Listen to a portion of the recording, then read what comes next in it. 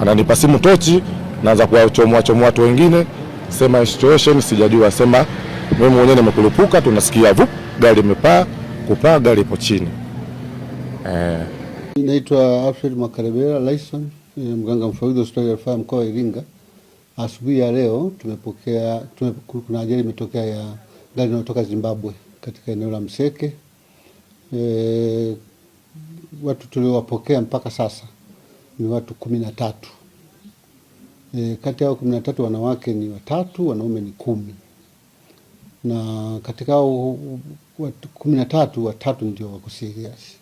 Mwanamke mmoja ambaye ana majeraha makubwa, mwanamke mmoja ambaye tena ni mjamzito, bahati mbaya amepata amevunjika mgongo.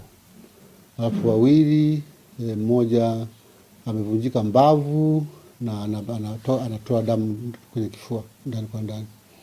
Mwingine amepata mivunjiko tu ya kawaida. Na katika hao